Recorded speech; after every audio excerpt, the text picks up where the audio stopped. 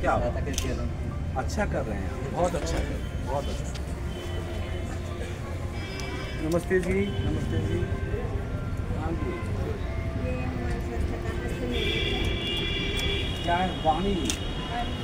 हम नाम हाँ हाँ वर्मा जी आइए, जब हम बुलाओ तब नहीं तो सुनाई। इस समय रहिएगा मैडम।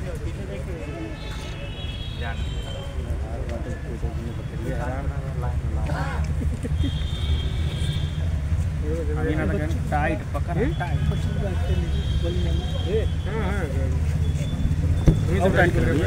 आगे चलो यार थोड़ा।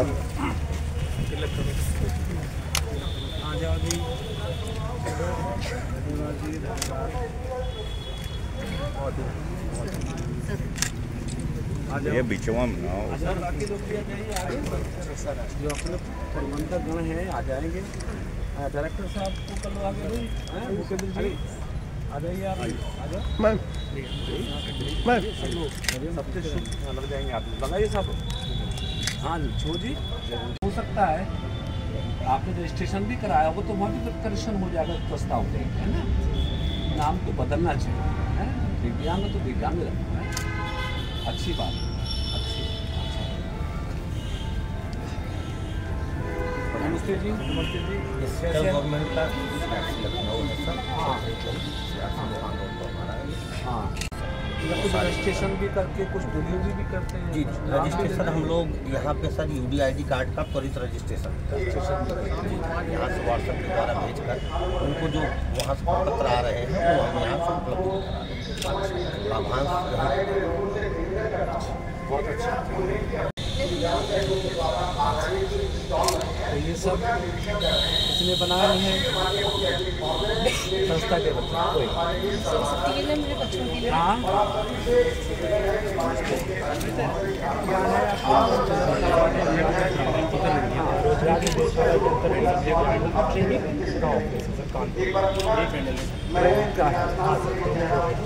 आप इससे समझा जाए तो फेस आपका आएगा जी। ये सर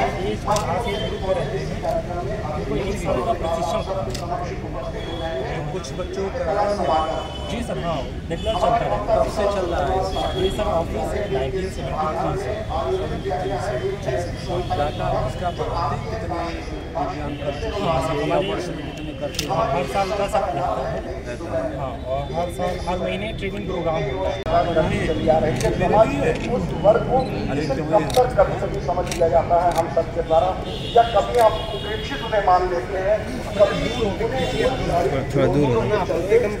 मत डालिए कैमरा, थोड़ा दूर हो गए भैया। हमारी संस्था नई सुबह उनकी जिंदगी में एक रोशनी भरती है, एक उजास भरती है, एक विश्वास लाती है, एक आत्मविश्वास भरती है, जिसके चलते हम उन्हें वो सभी संसाधन उपलब्ध कराने की कोशिश करते हैं जिससे कि वो हमारे आज की तरह नहीं बल्कि हम सबसे भी श्रेष्ठ और सर्वश्रेष्ठ बन सके। उनके भीतर जो आत्मविश्वास आता है उसकी परिणति प्रतिभा से, अपनी कला से, अपनी क्षमता से वो हम सब से कहीं ज्यादा सर्वश्रेष्ठ है। अवसर मिलने की आवश्यकता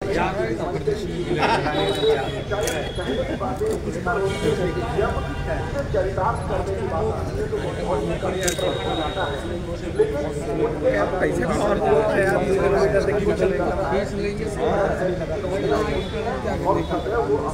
बच्चों के साथ खड़े होते हैं।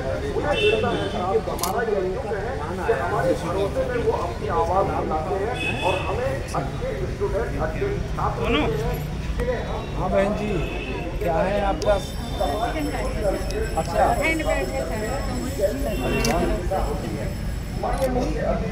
कुछ सीन हो रही है मैम, इधर देखिए, बताइए।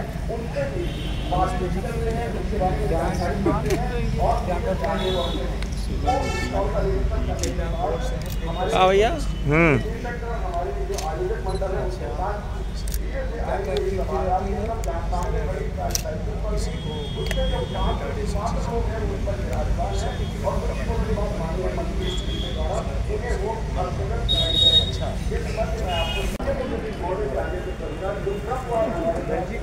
भैया आप हमेशा लगी रहती हैं। ये क्या है? प्रोडक्ट है सब्जी हल्दी का, बहुत अच्छा प्रोडक्ट है, यूज करिएगा। मैं यूज़ करता हूँ कच्ची हल्दी दूध में डाल के। नहीं तो चलिए अचार बनाया और टेस्टी है। अच्छा, आपको और पूछिए। नहीं ये बहुत है भैया, छोटा है ये बहुत है, डालो। बहुत है। अरे नहीं सर, मैं कम डालो खाता हूँ। उसमें डालो।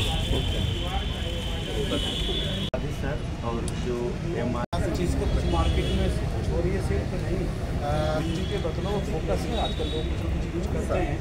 अगर डेली यूज की चीज़ बने तो अर्निंग भी हो सकती है। करो कोशिश थोड़ा। कला समागम का उद्घाटन किया। उसके बाद सटे हुए स्टॉलों के जहां पर इन दिव्यांग अवलोकन किया। अवलोकन करने के पश्चात अब वो उन दिव्यांगजनों को ट्राईसाइकिल प्रदान कर रहे हैं जिन्हें सुयोग और सुपात्र माना गया है। और उसके पश्चात आगमन होगा हमारे इस सभागार में, जहाँ हम सब उस औपचारिक शुभारंभ को करने की प्रतीक्षा कर रहे हैं दिव्य कला समागम की, जो कि 3 दिवसीय है। 23, 24 और 25 तारीख को आज इसका ये उद्घाटन सत्र।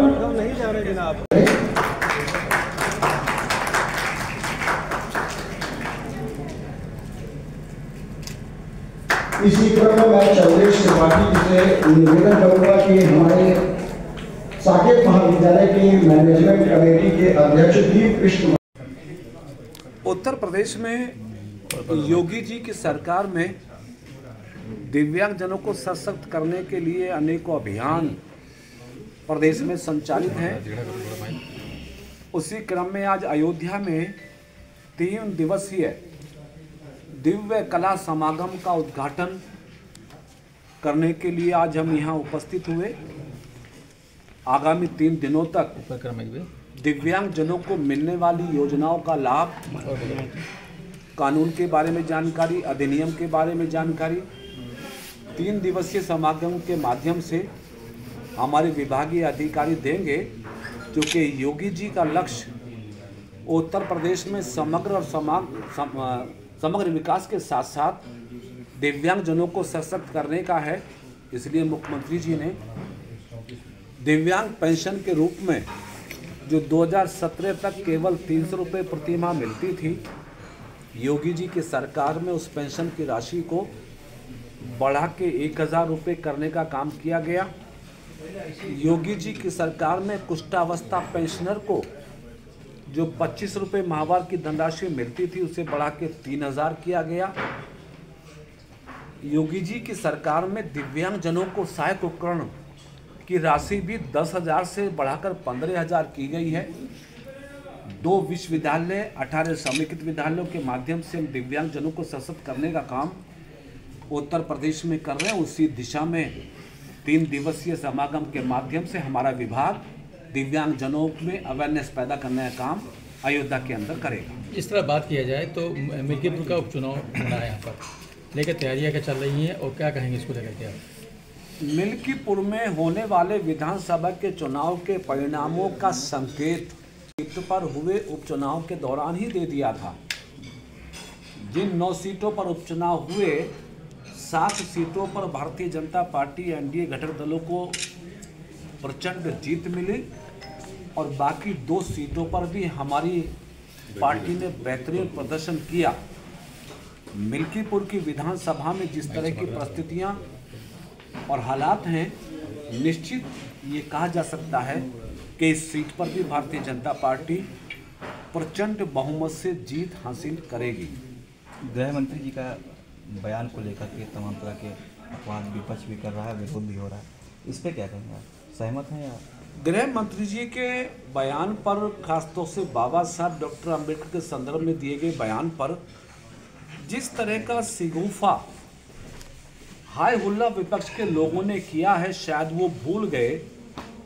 खासतौर से कांग्रेस पार्टी 1951-1952 में पहला पार्लियामेंट का चुनाव भारत में हुआ, जिसमें डॉक्टर अंबेडकर ने बम्बई की सीट से लोकसभा का चुनाव लड़ा था। इसी कांग्रेस पार्टी ने डॉक्टर अंबेडकर को लोकसभा का चुनाव हराने का काम किया, दूसरी बार भी हराया।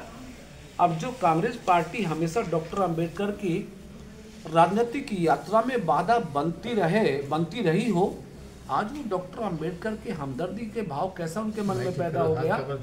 देश जानता है, दुनिया जानती है, मोदी जी के नेतृत्व वाली सरकार में बाबा साहब डॉक्टर अंबेडकर के जन्म स्थान से लेकर निर्वाण स्थान तक पंच तीर्थों का निर्माण करके मोदी जी ने बाबा साहब डॉक्टर अंबेडकर साहब का सम्मान बढ़ाया।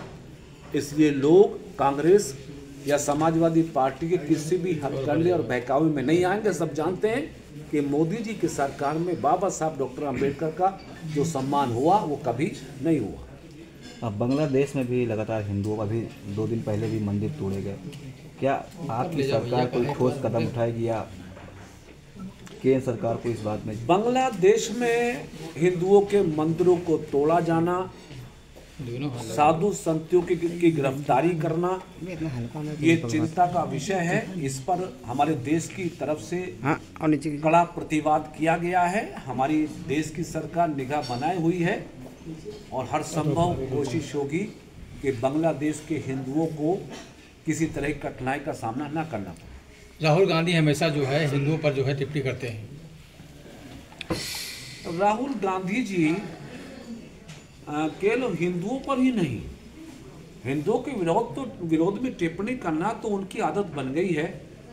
उन्होंने भगवान श्री राम के अस्तित्व पे उसी पार्टी ने सवाल खड़ा किया। उसी कांग्रेस पार्टी ने सिखों पर 1984 में दंगे करके सिख विरोधी होने का भी उन्होंने प्रमाण दिया।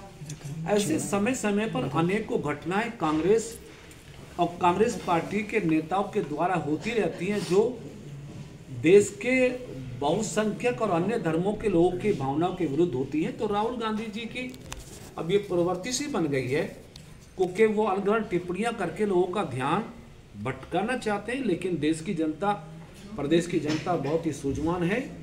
इसलिए 2014 से लेकर 2024 तक, चाहे यूपी के विधानसभा के चुनाव हों या देश में लोकसभा के चुनाव हों, देश और उत्तर प्रदेश की जनता ने कांग्रेस, सपा और विपक्ष को आईना दिखाने का काम किया है। संघ प्रमुख मोहन भागवत जी का भी एक बयान आया है कि सरकार जो है नदियों से मंदिरों को ढूंढना बंद करेगी, खुदाई कम कराए, बंद कराए। श्री मोहन भागवत जी का बयान क्या है, मैंने उसको नहीं देखा है, लेकिन आदरणीय मोहन भागवत जी जो भी राजनीति में कहते हैं उसका अपना एक अलग महत्व है।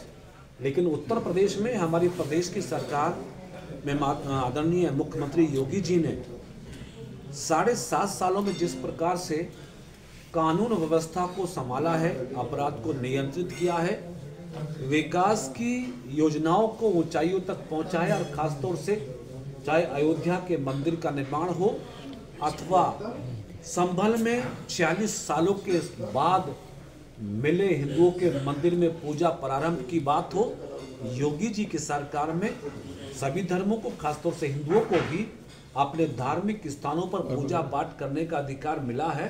तो यदि ये अधिकार दिलाने का काम मोदी योगी की सरकार में हो रहा है तो मेरे ख्याल से ये सारे देश के लिए खुशी की बात है। अब चूँकि सनातन धर्म की और आगे विस्तार हो तो अभी हमारे प्रयागराज में महाकुंभ का आयोजन हमारी सरकार के माध्यम से किया जाना है, जिसमें 40 करोड़ से ज़्यादा श्रद्धालु आकर अपने आस्थाओं को प्रदर्शित करेंगे। तो लगातार हमारी सरकार देश के लिए, प्रदेश के लिए विकास में, सुधार में, सनातन में, आध्यात्मिक क्षेत्र में और संस्कृति को बढ़ाने के लिए काम कर रही है।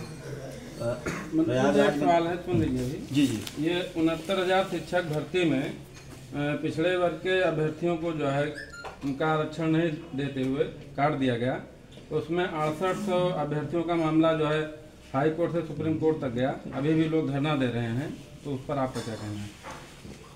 पिछले वर्गों के शिक्षक भर्ती में अपेक्षित श्रेणी को मौका मिले, उन्हें अवसर मिले, इसके हम पक्षधर हैं।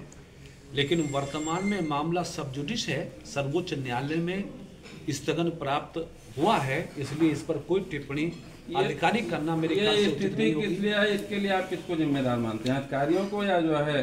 देखिए, अब जिस इशू पर, जिस भर्ती पर लेकर इलाहाबाद उच्च न्यायालय से सर्वोच्च न्यायालय तक अभी तक निर्णय नहीं हो पाया, उस पर किसी को दोषी ठहराना, जिम्मेदार ठहराना मेरे ख्याल से उचित नहीं हो। एक आखिरी सवाल है मंत्री जी, जैसे महाकुंभ में सरकार करवा रही है, वैसे ही अयोध्या में रामलला की प्राण प्रतिष्ठा की पहली वर्षगांठ आ रही, 11, 12, 13 को प्रतिष्ठा द्वादशी के रूप में मनाई। सरकार उसमें कितना योगदान देगी और कुछ क्या स्पेशल कुछ करने वाली है उसमें? देश और दुनिया इस बात को जानती है कि 500 साल के लंबे संघर्ष के बाद भगवान श्री राम की जन्मस्थली अयोध्या में भगवान श्री राम के प्राण प्रतिष्ठा का सौभाग्य प्राप्त हुआ, तो देश के प्रधानमंत्री और मुख्यमंत्री जी को हुआ। उनके वार्षिक अवसर पे भी हमारी सरकार जो भी अपेक्षित कार्य हैं, जो धार्मिक भावनाओं को संतुष्ट करने वाले हैं, धर्म के मानने वालों के सम्मान के योग्य है या अयोध्या के अनुरूप है, वो सारी व्यवस्थाएं हमारी सरकारें करेगी। ठीक। और